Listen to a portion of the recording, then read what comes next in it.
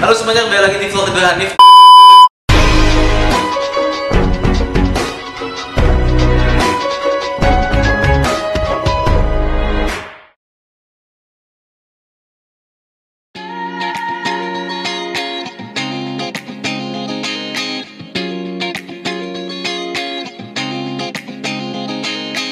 Kembali lagi dengan saya Mas Yanto dari Pegiat Autotronics, yang kali ini kita akan memasang peredam di mobil.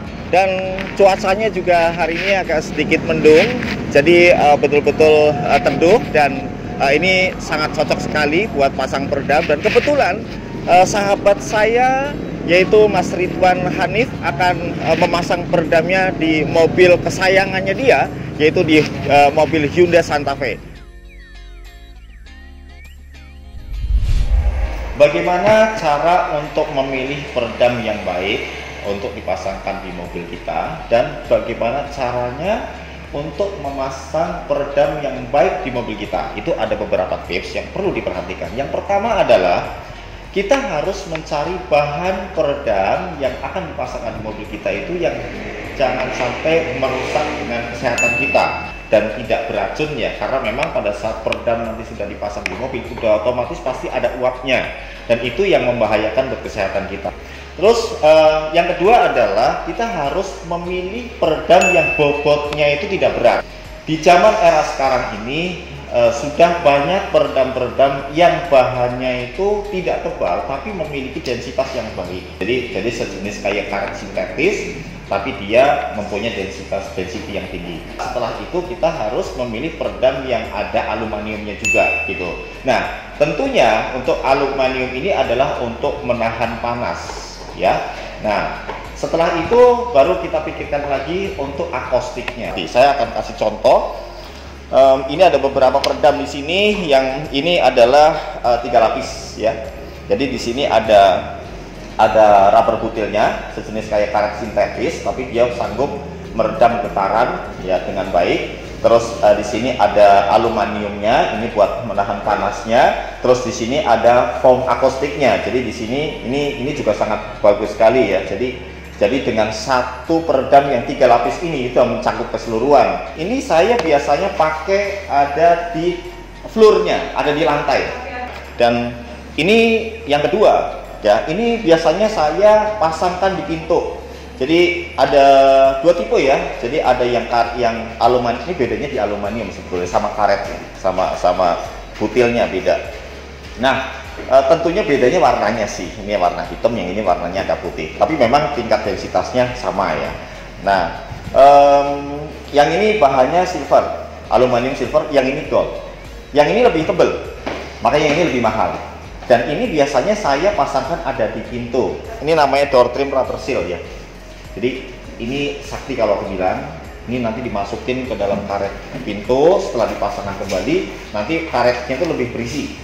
Ya, karet pintunya itu dia lebih berisi, dan pada saat pintu ditutup itu betul-betul senyap. Sakti ini. Acoustical foam ya. Ini juga sangat bagus ya kalau dipasang di mobil, karena ini buat mengatasi pantulan-pantulan suara. Jadi kalau door trim kita lepas atau perangkat-perangkat plastik-plastik yang lain yang ada di mobil, mungkin penutup untuk samping-samping, itu juga penting sekali, karena bahan plastik asli bawaan mobilnya itu tipis. Jadi kalau kita lapisi dengan ini nanti akan menjadi kedap dan senyap.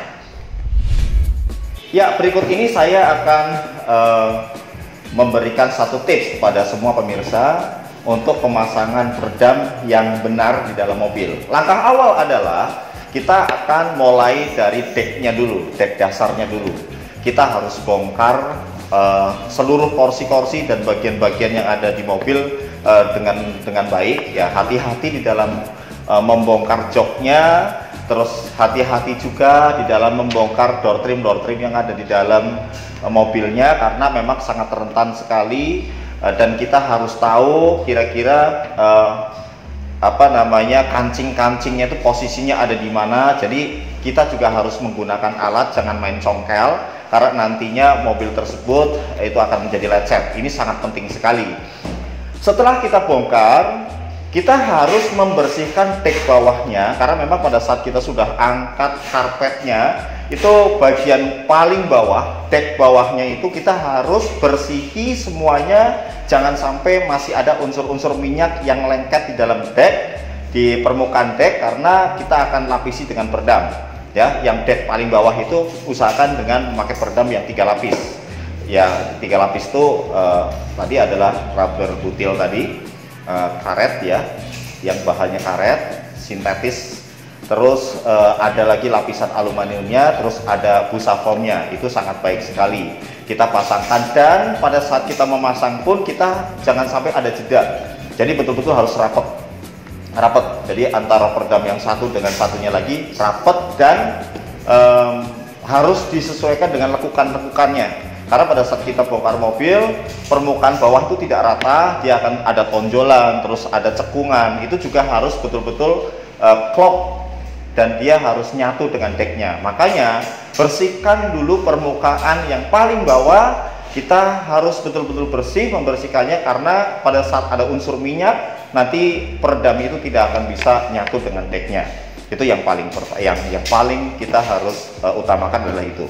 Dan yang paling penting adalah bagian di atas ban belakang, karena ban belakang itu sangat sensitif sekali dengan yang namanya bunyi gaung yang akan terjadi pada saat mobil dengan kecepatan tinggi. Ini yang perlu kita perhatiin banget.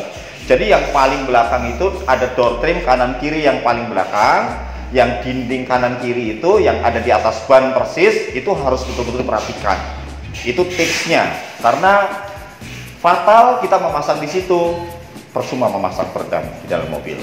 Jadi yang pertama itu tadi saya bilang yang 3 lapis, setelah itu kita lapisin lagi dengan, kalau bisa dengan cairan ya, jadi bisa menutup pori-pori semuanya. Setelah itu dengan yang foam akustiknya, itu betul-betul nanti akan senyap jadinya.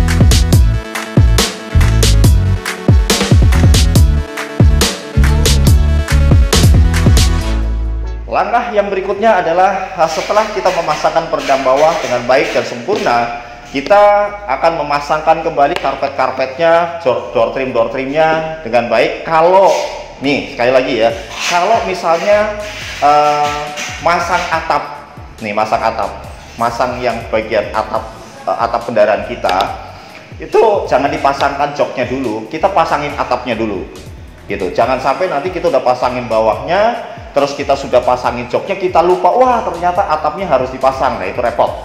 Jadi bawah dulu selesai, setelah itu baru atapnya, atau atapnya dulu juga boleh, setelah kelar atasnya pasang lagi plafonnya, baru kita ke bawahnya begitu. Jadi pada saat hujan turun ya, bunyi-bunyi air yang ada di atap mobil kita hilang total. Oke?